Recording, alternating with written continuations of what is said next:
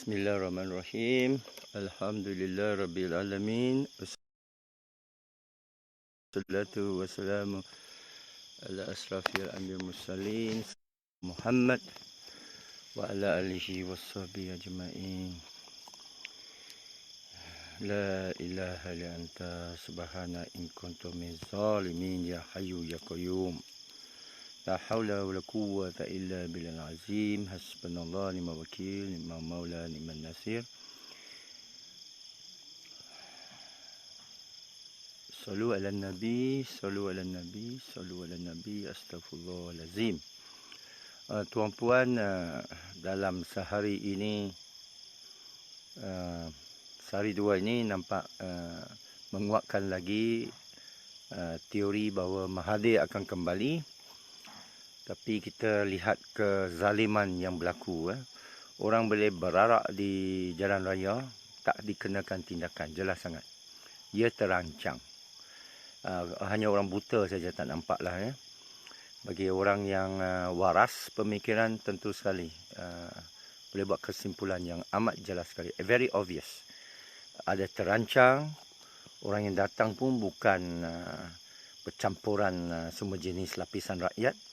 Dia orang muda, semua nampak kemas, baju hitam, bendera hitam semua siap sudah ditempah. Poster-poster, seni kata, kandungan, mayat yang dijunjung itu semua kemas, semua dirancang. Tak ada apa ni bunyi, saya tak ada dengar apa pun rancangan tiba-tiba ada. Kenapa kita tak dengar? Kita boleh join juga kan? Tak ada. Tak ada apa sikit habuk pun, tidak ada satu angin pun. Tiba-tiba ada tunjuk perasan besar di bandaraya.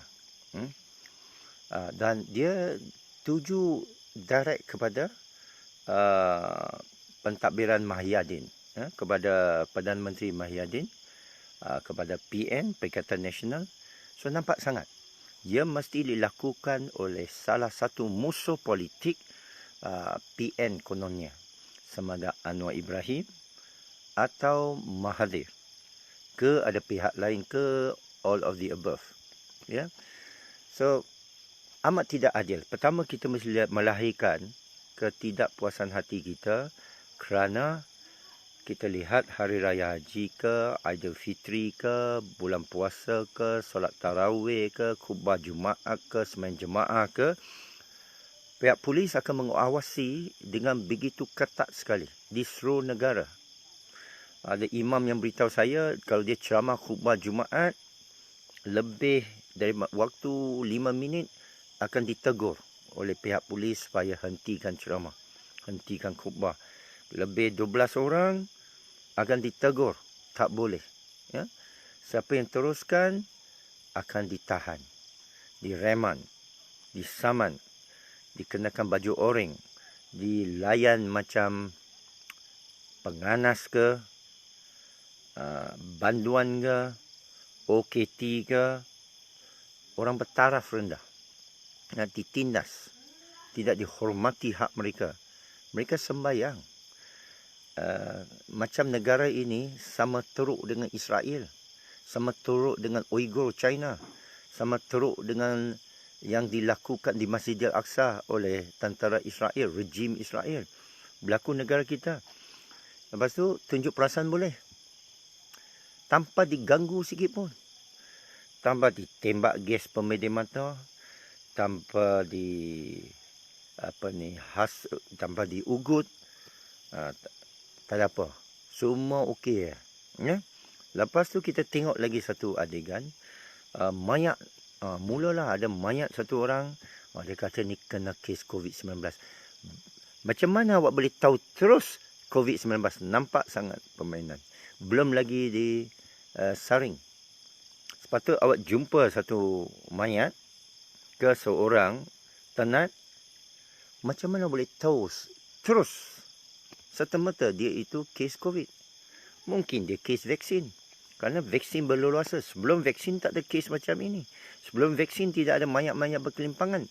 Sebelum vaksin 0.37% 0.37% saja meninggal dunia, dan itu semua kes ada sangkut paut komorbid, ada sangkut paut penyakit rangkaian berjangkit, kencing manis, buah pinggang, darah tinggi, sakit jantung, gedempul, kanser, tua, 100 tahun, 130 tahun, bunuh diri, langgar kereta, jatuh motosikal. Saya dengar dengan telinga saya sendiri, saya saksikan ucapan Tan Sri Noor Hisham sendiri, dan saya dapat maklumat daripada frontliner sendiri. Ya. Lepas tu KJ kata tidak ada paksaan. Hari tu dalam parlimen 1-2 hari lepas dia kata tak ada paksaan. Lepas tu kita akan memaksa secara menarik kemudahan. Mereka tak boleh berurusan. Mereka tak boleh beli makanan. Mereka tak boleh masuk premis. Mereka tak boleh kerja. Mereka tak boleh terbang. Mereka tak boleh bergerak. Apa nama tu kalau bukan paksaan? Apa dah jadi dengan dunia ini, tuan-puan? Begitu zalim. Kita menyaksikan hidup kita. Ada yang masih menafikan ini bukan zaman fitnah. Bukan zaman Dajjal. Depan mata apa? Kita nak tunggu apa? So, sama macam kalau you duduk di Palestin, you tengok tentera Israel halau kamu daripada Masjid Al-Aqsa, halau tembak gas, tembak peluru getah, kapur. Waktu awak sembahyang, awak panggil tu tak zalim lagi. Apa double standard ni? Uyghur ditahan, masuk dalam camp, tak boleh sembahyang. Kita kata zalim ni negara China. Kenapa tak kutuk negara China? Sekarang kenapa tak kutuk kerajaan Malaysia? Kita lagi berhak, kita rakyat Malaysia. Kita berhak mengutuk kerajaan kita sendiri kerana kita rakyat. Orang lain Singapura tak berhak untuk kutuk kerajaan Malaysia. Orang Thailand tak berhak masuk campur urusan negara kita. Kita rakyat, IC biru, berhak bersuara. Kalau tak bersuara, bisu. Mufti bisu di hal memang disogok wang. Ya? Ulama-ulama agama wang takut periuk nasi dia hilang. Itu bukan ulama. Itu ular dan semak. Ya? Itu ulama jahat. Itu ulama dibeli. Itu ulama bisu. Kita tengok orang yang berani bersuara, orang macam apa? Tak ada tauliah. Tak ada pangkat. Tak ada kepentingan. Tapi kita kena bersuara. Kerana di akhirat esok, yang masuk syurga, orang biasa-biasa, orang fakir, orang tertindas, orang mustadafin, orang yang miskin, orang fakir, ya, orang asnaf. Bukan orang kaya-kaya. Bukan orang zalim. Bukan orang fikir dunia. Ke saya belajar Islam lain. Ya. Itu sajalah. Apek mau beritahulah, banyak ketidakadilan, makin ketidakadilan. Dan saya dah ramalkan Mahathir akan kembali. Anwar tak boleh. Anwar don't have the numbers. Dan Anwar tak dapat audience dengan Agung. Ya? Kalau Anwar dapat pun, mana nombor dia? 111, 112, 113, boleh dibeli. Offer saya 2 juta, 20 juta ringgit. Mereka banyak duit. Jualan vaksin 5 bilion. Commission 20%, 1 bilion. Takkan tak boleh sogok 20 juta satu MP. Saya tak beritahu kamu. Kadang-kadang saya ada 13 orang. Sogok 2. Dah cukup. Bagi 20 juta. Akaun Switzerland. Bagi Amoy. Ya? Bagi jawatan lain. Beli kerana dunia. Hidup mereka kerana dunia, tuan-puan. Ya? Orang hidup kerana akhirat, mencari keridaan Allah, tak boleh dibeli, tak ada dunia. Hidup mereka susah sekarang. Zuhud, diugut. Anytime, Apek boleh ditahan. Apek reda. Saya reda. Ya? Ada apa nak takut? Takut sampai lubang cacing, lubang biawak. Takut sehingga yang wanita Mongol itu memenggal kepala orang Islam di Bukhara yang berlaku abad ke-13. Dayus sehingga orang Portugis boleh menghalau Kesultanan Melaka itu. Ya? Menawan tanah Melayu. Mana pergi keberanian pahlawan. Dulu orang yang berjuang ni dah syahid dah. Sekarang tinggal pada kita saja. Kalau kita tak berani berjuang untuk keadilan, untuk hak sendiri, daripada dicucuk semua oleh ubat Yahudi ni, apa yang tinggal? Siapa yang akan mempertahankan negara ini? Siapa yang akan jadi barisan terakhir? Barisan depan dah tak ada dah. Frontliner dah tak ada dah. Frontliner nak gaji tetap. Gaji tetap. Oh, saya tak ada cakap silap. Ada berita berapa hari lepas. Hatal, mogok aman, mogok waktu rehat. Mereka minta apa? Bukan kebenaran, bukan fakta, bukan data, bukan mengakhiri kezaliman vaksin. Mereka mau gaji lebih tetap. Nampak? Siapa yang perjuangkan kebenaran sekarang? Siapa yang letak harga kepada mencari kebenaran, mencari kesucian, mencari ketinggian martabat manusia? Hari ini manusia dijual beli. Lebih teruk daripada hamba, lebih teruk daripada pelacur. Ya? Dan ini orang-orang besar ni, grup Mahathir, grup Mahyadin, grup Anwar, hanya fikir sama sendiri saja. Siapa boleh meraut apa kesempatan untuk berkuasa dan meraut kekayaan negara ini. Dan ada deep state dalam kerajaan. Ada deep state dalam seluruh birokrasi kerajaan menjaga hak mereka. Pasal gaji mereka jalan. Sampai mati, pencen. Segunung roti tuan-puan mereka dapat. Mereka fikir boleh bertaubat kemudian. Mereka amat silap sekali. Kezaliman mesti dijawab. Kezaliman mesti dituntut keadilan.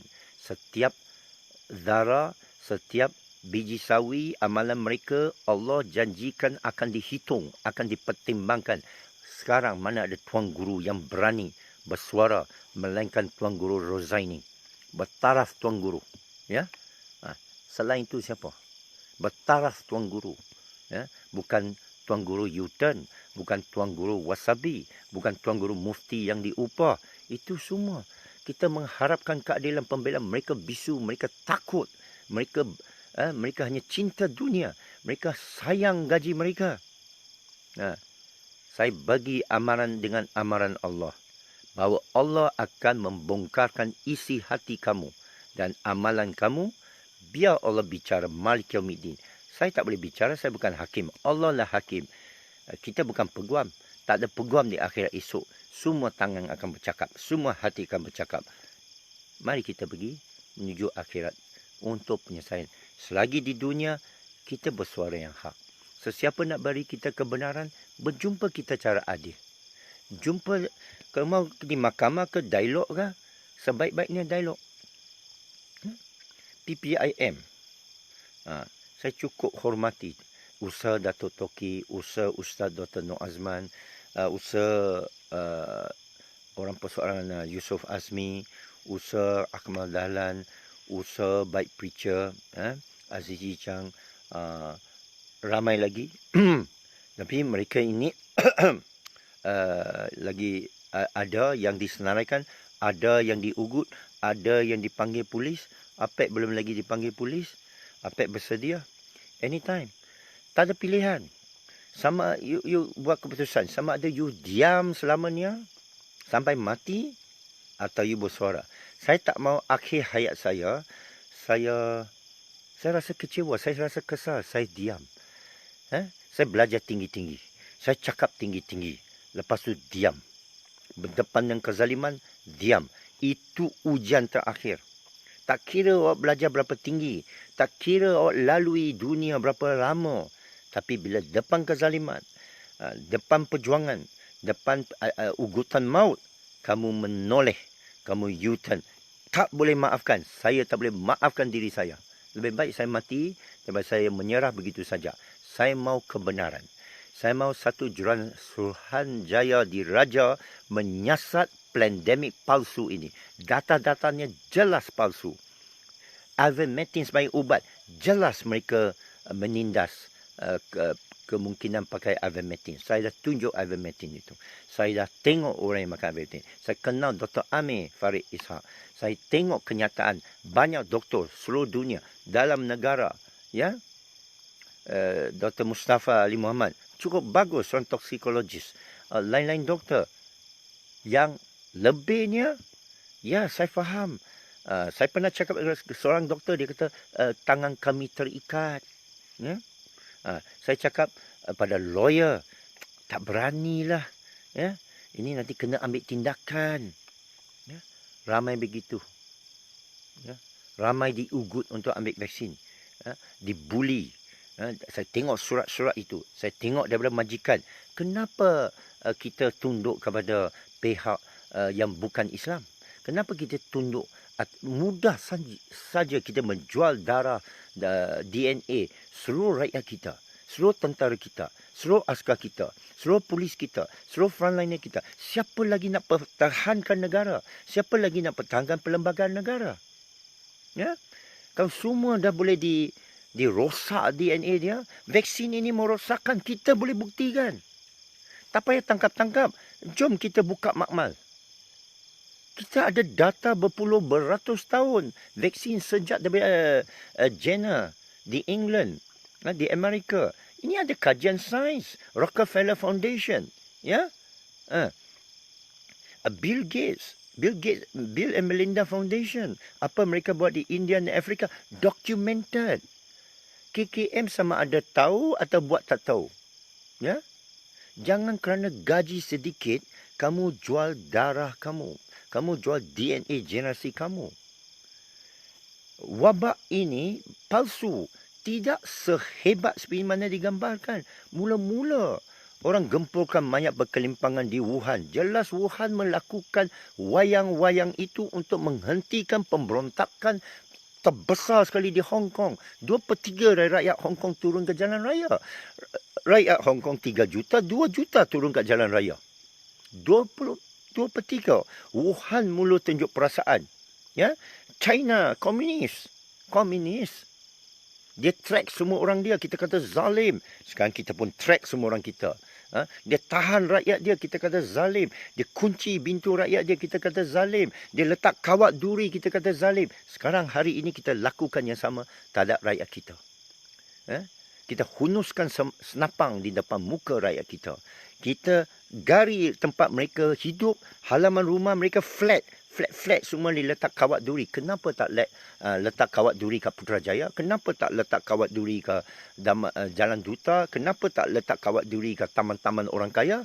Kenapa pilih kasih? Kenapa double standard? Kenapa menindas orang yang miskin? Orang yang tak boleh bela diri? Ya? Orang yang pendapatan rendah, orang B40. Tengok dia mata awak sendiri, merata. Semua kedai kecil tutup. Kedai supermarket semua besar buka. Semua Jaya Jasko Giant semua buka. Kilang-kilang semua buka. Usaha-usaha orang kecil semua tutup. Itu kalau bukan zalim, apa namanya tu? Itu kalau bukan double standard, apa namanya tu? Tunjuk perasaan. Geng Mahathir ke, geng siapa ke, boleh dibenarkan. Orang lain tangkap terus, saman terus, jadi banduan. Kalau nak buat undang-undang, dia kena adil. Undang-undang yang tak adil bukan undang-undang. Itu undang-undang yang sudah disogok. Undang-undang yang ada kepentingan. Itu undang-undang zalim. Mana-mana buku pun, mana-mana mahkamah pun tidak boleh setuju dan restui double standard sedemikian. Apa lagi nak cakap? Negara sudah jatuh ke tangan orang zalim. Orang feudal. Syaitan. Iblis. Nak cakap Dajjal, Yahud, ejen Zionis, sama. Dia bukan Islam hanya pada nama. Okey.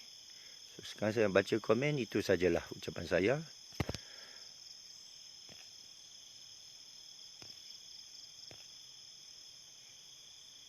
Dapat polis permit. Orang nak solat tak boleh dapat permit. Macam mana ni? Orang nak rentas tengok ibu bapa tak dapat permit. Orang nak balik kampung. Bukan nak pergi mana, nak duduk. Kuarantin bersama, tak boleh.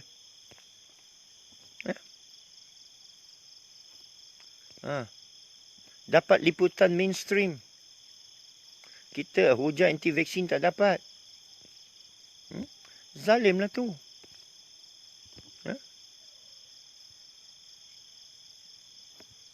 tunjuk perasaan luar negara. Semua kerana COVID, semua kerana lockdown, semua kerana dipaksa pelitup yang tak berkesan langsung dah dekat 2 tahun. Kes berbelas ribu, 16, 17 ribu. Ini grup PN lah, cuba nak lawan balik Mahathir, cuba nak yakinkan Agong, jangan buka darurat ini. Mereka main-main. Mereka nak kekal kuasa manusia. Siapa tak mau jadi PM? Siapa tak mau rasa kerusi empuk? Beritahu saya. Ya, semua orang nak. Jadi mereka nak teruskan kerajaan mereka. Mereka adakan wayang-wayang di atas. Gajah-gajah ni pijak sini sana, semua kita semut kena. Frontliner ke, pegawai petugas ke, semua kata kerana tugas. Kami menjalankan tugas. Di akhirat esok, kamu menurut orang tua kamu. Kamu menurut pemerintah. Zalim, tempatnya di neraka. Ada dalam Quran. Saya harap tuan-tuan guru, tolong habaq ayat-ayat itu. Sesiapa yang zalim, mensyirikkan Allah, meletakkan rezeki di tangan orang lain, syirik. Surah Al-Kahfi, ayat 33 sampai ayat 44. Saya selalu bacakan. Ya.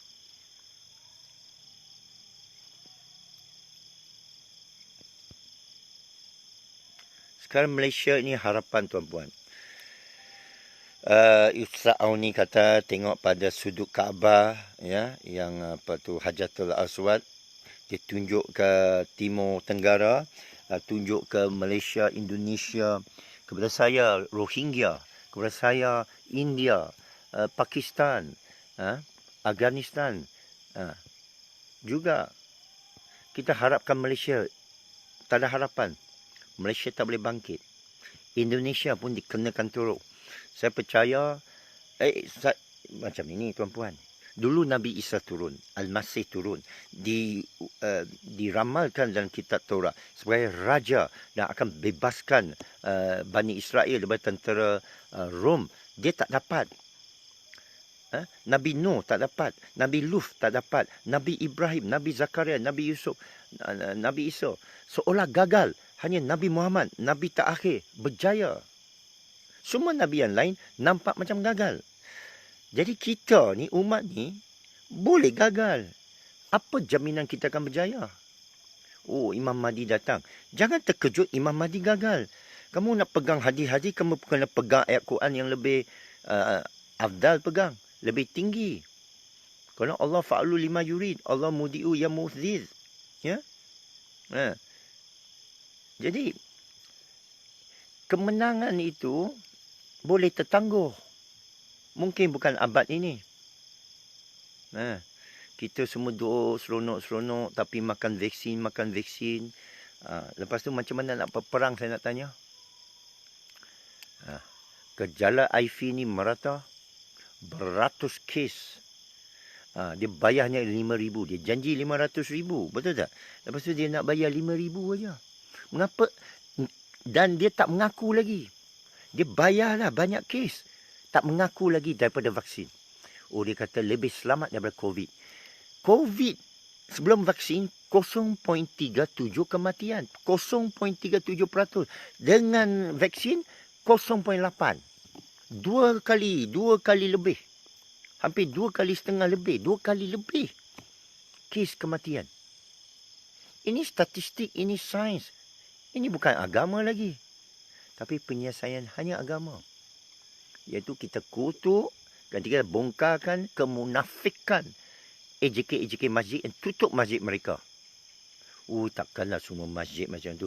Takkan semua Yahudi masuk neraka. Takkan semua Kristian masuk neraka. Tapi mereka dijanjikan masuk neraka. Kerana mereka ingkar. Walaupun mereka terima kitab. Walaupun mereka anak Nabi. Nabi Nuh. Ya, isteri dia tak ikut dia.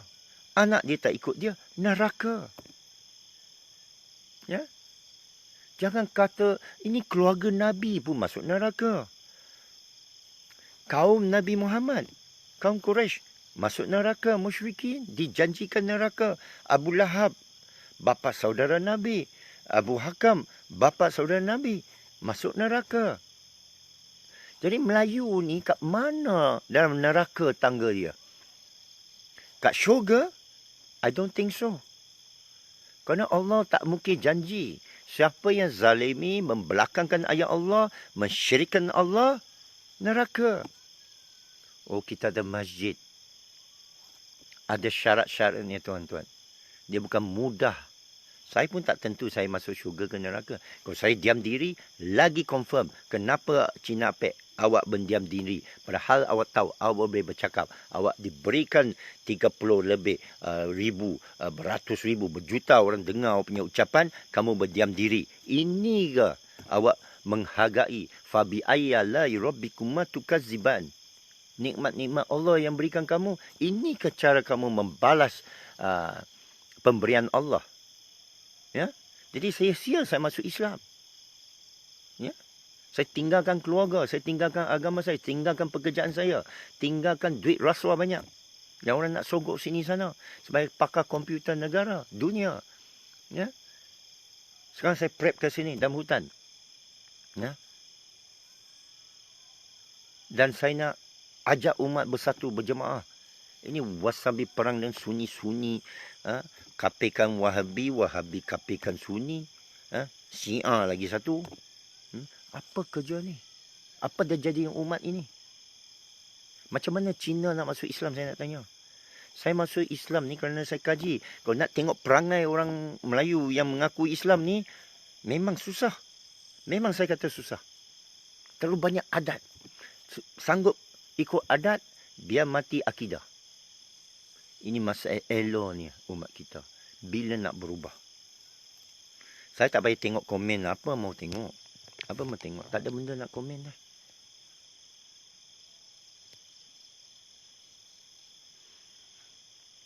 Macam mana kalau Greenland terjadi? Memang kan terjadilah. KJ sendiri dah cakap lah.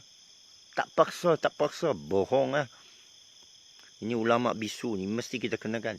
Tulis email kepada ulama' anda. Tulis email kepada Yang Berhormat anda. Tulis email, WhatsAppkan mufti anda. Kata apa awak buat diam ni? Tolong tengok video Cina Pek ni.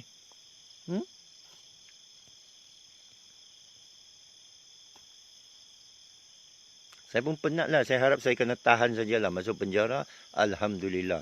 Boleh saya beribadat. Adakah China kawal kita, Pek?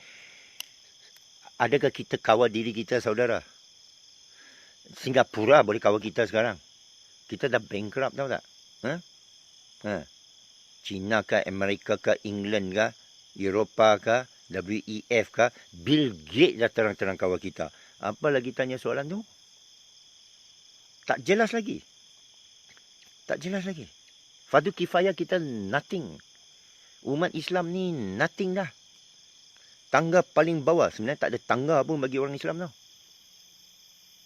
You nak BMF. Forget it. You dah bankrupt.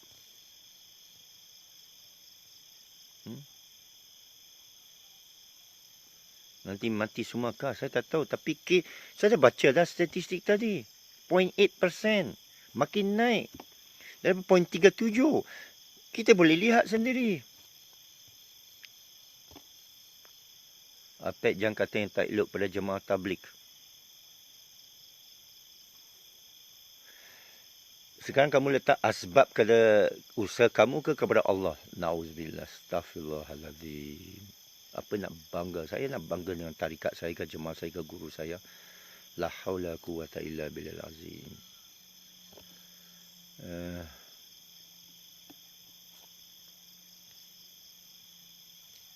Okey, itu saja. Apa lagi tanya? Ya, kena 3 dos. Tengok. Lebih selamat. Kenapa nak dos ketiga? Okey. Itu sajalah yang saya sampaikan. Demi untuk kebenaran. Demi untuk supaya kita berfikir. Dan untuk melepaskan diri saya di depan Allah esok. Saya dah sampaikan. Saya menyatakan bahawa kerajaan ini zalim. Pihak berkuasa zalim. Double standard. Untuk menebus, kamu tahu jalannya. SOP ini perbetulkan balik. Cucuk hidung orang yang sihat ni tak payah. Tak ada dalam buku sains kesihatan. Dan saya tahu kerana kita semua ikut order saja. Jalankan tugas. Ikut arahan. dalam Quran ada sebut masuk neraka. Kalau bagi orang tak tahu. Ikut akal, ada chance. Ikut akal ke, ikut arahan. Orang suruh kamu pergi tembak, orang tak berdosa. Orang kata pergi tangkap orang sembahyang, kamu pergi tangkap orang sembahyang begitu saja. Ya, oh lepaskan orang ni yang demonstrasi hari ni, boleh berikan mereka. Fikirlah, macam mana rakyat nak pandang kita? Macam mana rakyat nak mengukur kita? Ke mana rakyat nak taruh harapan sekarang? Kepada sains? Kepada kerajaan? No. Allah saja. Letaklah harapan kita hanya kepada Allah SWT. Itu saja yang memberikan kita la khaufun wala zaunun. Sains akan buat awak lebih takut. Kerajaan akan buat awak lebih takut. Tidak ada kebaikan pun dalam propaganda kerajaan. Dalam MKN, SMS dia semua, dari KKM, semua menakut-nakutkan rakyat. Tidak ada satu ayat Quran pun. Dia punya slogan, kita jaga kita. Tidak ada Allah jaga kita. Tidak ada macam Sultan Brunei. Ya, jiran kita Sultan Brunei Darussalam yang saya pernah pergi, saya pernah bersalaman dengan Sultan Brunei. Ya, lebih baik baiat dengan dia. Kerana raja yang adil, raja yang masih ada menyeru kepada rakyat dia kepada ketakwaan. Kita sudah tidak ada lagi. Kebanggaan kita tinggal apa? Setiap hari kita rugi berbilion. Kita dah tak boleh berperang, tak boleh mempertahankan diri. Boleh buat apa?